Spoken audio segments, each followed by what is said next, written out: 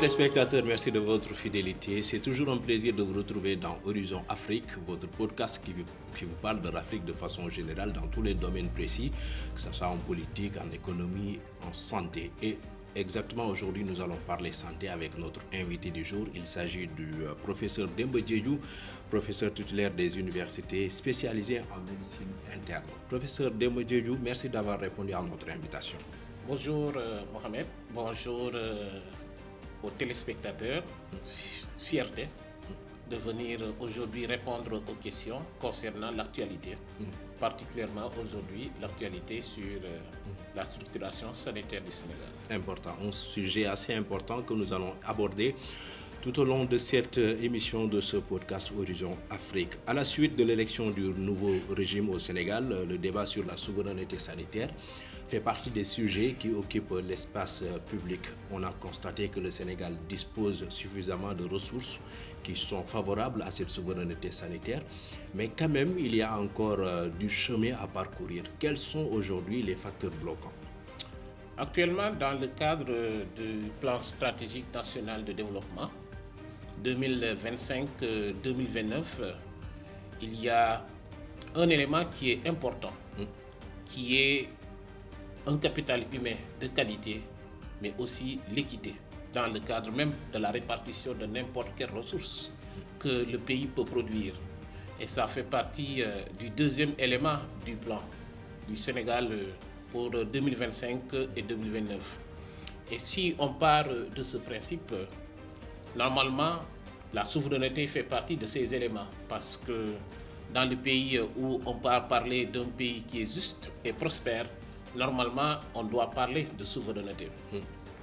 Mais particulièrement au Sénégal, les éléments qui peuvent bloquer cette souveraineté sur le plan de la santé, on peut les répartir en trois éléments. La souveraineté humaine, un capital humain ou bien des ressources humaines de qualité. Il y a la souveraineté, on peut dire pharmaceutique, pour la production des médicaments, mais aussi la souveraineté technique. Et pour ce qui est de la souveraineté, on peut dire humaine, en ressources humaines, il y a des structures ou bien un système de formation de qualité qui nous permet de sortir un personnel médical allant des universitaires aux médecins jusqu'au niveau de l'agence santé de la structure, on peut dire, de base. Mais le gros problème pour ce qui est de capital, même s'il est de qualité, il est en insuffisance. Normalement, les normes de l'Organisation mondiale de la santé aimeraient qu'il y ait un médecin pour chaque 10 000 personnes, un infirmier pour 5 000 personnes, une sage-femme pour chaque 2300 femmes en âge de procréer, sans oublier les autres structurations. Et ce n'est pas le cas au Sénégal? Au Sénégal, ce n'est pas le cas. D'après les dernières données, nous sommes actuellement au Sénégal pour un médecin pour 13 000 personnes, un infirmier pour 5 900 personnes et une sage-femme pour 2200 personnes. Donc, le déficit est là, malgré la formation. Et ceci est essentiellement le fruit des données qui sont dans le public.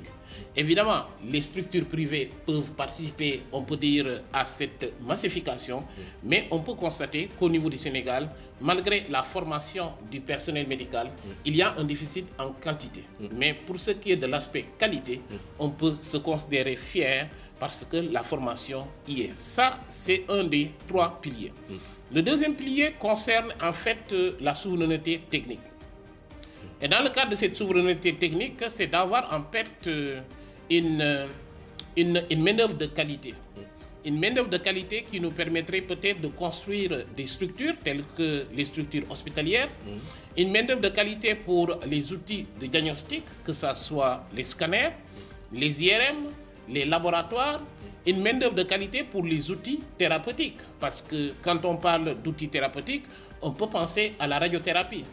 Mais imaginez-vous qu'au Sénégal, actuellement, nous sommes déficitaires, quelle que soit la beauté de la pyramide sanitaire.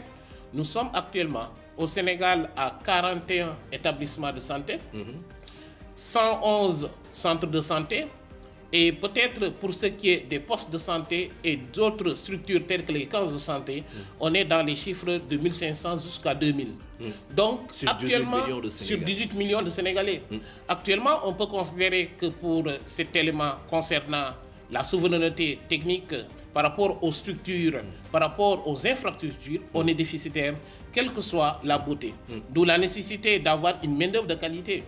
Parce qu'il ne sert à rien d'avoir une structuration avec tous les édifices qui sont là. Ces édifices, normalement, devraient être équipés, normalement à la pointe de la technologie.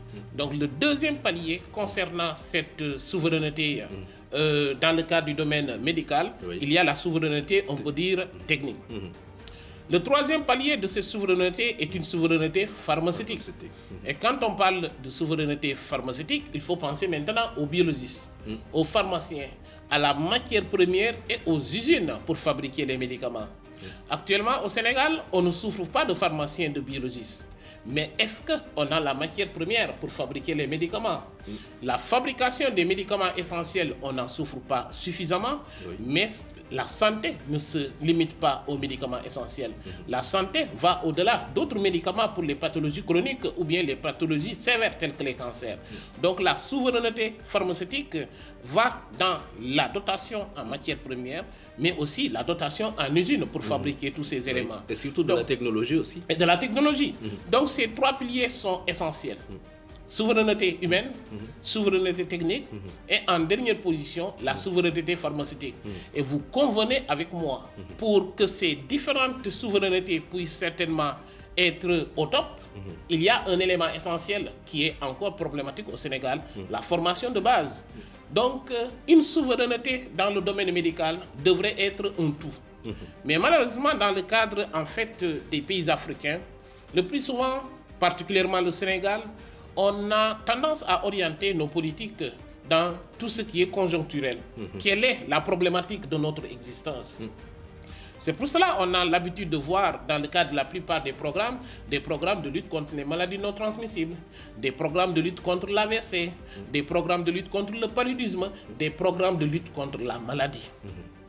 Mais pourquoi pas mettre en place des programmes de lutte contre les facteurs qui expliquent la maladie?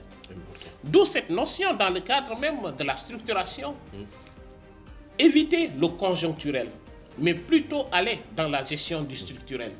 Pourquoi pas ne pas aller même au-delà des facteurs? Ça demande de la planification. Ça demande de la planification. Et la planification en santé devrait normalement réfléchir en termes de prévention primordiale. Cela veut dire comment lutter contre les facteurs contre les marqueurs des facteurs de risque, la prévention primaire, comment lutter contre l'apparition de la maladie, la prévention secondaire, comment faire pour que la maladie n'évolue pas vers des complications, et la prévention tertiaire, comment faire pour que la maladie n'évolue pas vers le décès. Mais la plupart des programmes que vous voyez dans le cadre même de la structuration des politiques publiques actuelles, nous sommes le plus souvent dans la mise en place des programmes de prévention tertiaire. Cela veut dire comment faire pour que la dialyse n'évolue pas vers le décès? Comment faire pour que le pied diabétique n'évolue pas vers le décès? Comment faire pour que le diabétique n'évolue pas par les complications? D'où l'idée maintenant, dans le cadre même de cette structuration et surtout de la lutte contre ces goulots d'étranglement, aller même dans la gestion des facteurs qui expliquent. Et la gestion de ces facteurs qui expliquent la maladie part surtout de l'éducation de notre population. Important. Une éducation de base, une éducation civique, une communication en utilisant, on peut dire, nos cadeaux traditionnels, une éducation vers l'activité physique, une éducation vers des comportements alimentaires sains, une éducation vers, on peut dire, l'utilité de l'humain, nous permettrait, nous, les Sénégalais, d'éviter en fait les facteurs qui évoluent vers la maladie. Et si la population est consciente sur ces enjeux, on peut valablement mettre en place des programmes qui éviteraient l'apparition de la maladie, parce que dès que la maladie apparaît, le plus souvent, le combat est perdu d'avance. Il faut toujours de l'anticipation. Ce que vous dites est tellement important parce qu'effectivement, en revisitant le système sanitaire des pays africains, on se rend compte qu'il y a beaucoup de défis que vous venez de citer, c'est du point de vue technique, point de vue matériel et point de vue ressources humaines. Pour le cas du Sénégal, quelle serait aujourd'hui la meilleure approche pour venir à bout de ces goulots d'étranglement? La meilleure approche, je crois que c'est ce que vous venez de dire. Il ne faut pas en fait faire de la médecine après la mort. Il faut plutôt axer la médecine dans la prévention. Récemment, j'ai eu une discussion avec un professeur de santé publique qui est le professeur Ibrahima Seck, qui nous parlait en fait de l'utilité de la santé publique dans la détermination des politiques de santé. Parce qu'une politique de santé part sur beaucoup d'éléments, mais en agissant particulièrement sur les facteurs qui déterminent la santé. Important. Et parmi les facteurs qui déterminent la santé, nous avons les facteurs de risque, cela veut dire les situations qui, si on ne les maîtrise pas, favorisent les maladies, mais surtout l'environnement dans lequel évolue la personne. Je peux donner l'exemple, par exemple, d'un certain nombre de programmes bien structurés de lutte contre l'apparition de la maladie. Je donne par exemple l'exemple du programme PALU. On sait que dans le programme PALU, à plusieurs reprises, il y a eu des émissions au niveau de la télé pour parler du paludisme, pour parler des signes du paludisme, pour parler de la manifestation du paludisme, mais surtout pour parler de comment on pourrait disponibiliser le moustiquaire imprégné. Et si ce moustiquaire, exactement, la communication de la sensibilisation, si on maîtrise l'utilisation du moustiquaire imprégné, on maîtrise l'utilisation des insecticides pour tuer les moustiques, évidemment, c'est une lutte contre les facteurs qui peuvent nous amener vers la maladie. Et évidemment, ça réduit le nombre de cas de paludisme. Et si tant est les personnes évoluent vers le palu, on a aussi rendu disponibles les tests de diagnostic du palu de telle sorte, pour n'importe quelle situation où il y a de la fièvre, où il y a des signes de suspicion de palu, la personne avait la facilité, la gratuité pour avoir un test diagnostic rapide et pouvoir bénéficier encore de la gratuité de prise en charge du palu. Ça, c'est un programme qui est abouti de la prévention primordiale jusqu'à la prévention, on peut dire tertiaire. Mais ce n'est pas le cas pour tous les programmes. La plupart des programmes des maladies chroniques non transmissibles, c'est plutôt, on prend le bout du tunnel pour certainement s'occuper de la maladie, alors que la maladie devrait être occupée plutôt au niveau de la prévention primordiale. C'est tout à fait un ensemble où les éléments qui le composent sont intimement liés. Les ensembles sont intimement liés parce qu'en fait, quand on met en place un programme de santé, il ne faut pas se limiter simplement à la prévention primordiale. Parce que d'autres couches de la population sont peut-être à la prévention primaire, secondaire et tertiaire. Et dans le cas de l'équité, cela veut dire faire bénéficier à la population sénégalaise de toutes les ressources, il faut penser à toutes ces différentes couches qui sont à des niveaux particuliers de la surveillance et de la maîtrise de la population. Oui, à des programmes par rapport aux problèmes de l'heure, pied diabétique, AVC, maladie rénale chronique, oui, parce que c'est des situations où la personne est dans un environnement, on peut dire, inadapté. Mais le mieux, c'est une meilleure structuration en étant de maîtriser le maximum la maladie pendant qu'elle n'est pas encore existante. Important. Alors, on va parler de la question qui fâche. C'est peut-être devenu un tabou dans votre corporation. C'est le travail au noir qu'on appelle généralement ici au Sénégal le fameux Kharmat. On a vu que lors de la présentation du projet de budget à LFI 2025, excusez-moi, le gouvernement a décidé d'instituer une retenue à la source à hauteur de 10% sur les sommes versées par des établissements de soins privés en rémunération de prestations des médecins du public pour aujourd'hui corriger cette pratique. Mais maintenant, par rapport à cette question, comment appréciez-vous cette mesure annoncée par le gouvernement? Je salue et je soutiens avec fermeté cette structuration, mais surtout cette politique de fiscaliser tout revenu qu'un Sénégalais devrait bénéficier. Nous avons un pays comme le Sénégal qui a hérité une situation, on peut dire, inhabituelle. En attendant certainement de voir l'impact de ce qu'on pourrait avoir sur la nouvelle dynamique dans l'agriculture, la nouvelle dynamique au niveau des ressources halieutiques ou bien de nos ressources minières, la nouvelle dynamique dans l'industrialisation, il va falloir trouver des ressources additionnelles pour financer notre développement. Et partant de cet élément, aucune niche financière devrait être normalement négligée. Et parmi ces niches financières, toute rémunération qui est occulte ou bien toute rémunération qui n'a pas été identifiée par l'État devrait être, on peut dire, traquée. Le Kharmat est une situation qui plombe, on peut dire, le développement de n'importe quel pays. Ce Kharmat existe partout et dans tous les domaines. Au niveau du domaine médical, peut-être on l'appelle Kharmat, on l'appelle Koloban. Mais dans d'autres domaines, on peut l'appeler de la consultance. On peut l'appeler de l'aide. On peut l'appeler, en fait, selon un domaine ou un autre, le déterminant ou bien l'appellation de cette activité hors activité administrative peut changer. Et ce sont des activités qui sont rémunératrices de revenus. Les quelques pourcentages qu'on peut y tirer dans le cadre de la fiscalisation de cette activité pourraient aider à financer notre santé qui, exactement, pose ou bien présente des problèmes. Mais actuellement, on a l'impression que cette nouvelle donne, cela veut dire la fiscalisation de cette Kharmat par le président de la République, est quelque chose de nouveau. Non.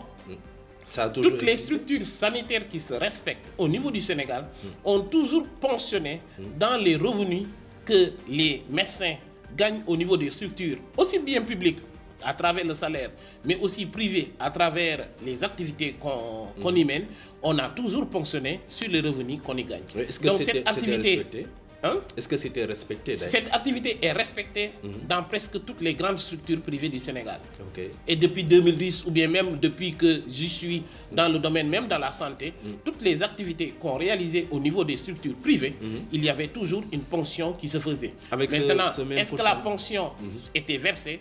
Là, je ne pourrais pas le justifier. Est-ce que c'était d'ailleurs avec le même pourcentage de 10%? Je crois que le pourcentage était de 5%.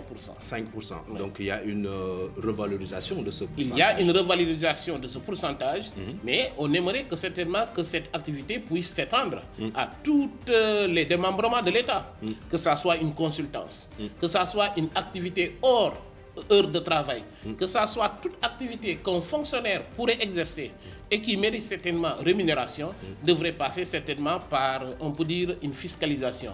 Et là, il va falloir travailler davantage pour mieux maîtriser les flux entre, on peut dire, le demandeur de revenus et celui qui est émetteur de ce revenu. Normalement, il faut le maîtriser parce que quelle que soit la situation, si c'est un paiement direct, normalement, l'État n'y verra pas son compte, d'où la nécessité de voir les éléments qui permettront certainement que l'État puisse avoir beaucoup de visibilité, que ce soit du Kharmat, du Koloban ou bien de la consultance. Mais ce Kharmat n'existe pas simplement au Sénégal. Oui, ça existe partout. Moi, j'ai fait l'Europe, en France particulièrement, même dans les grands CHU.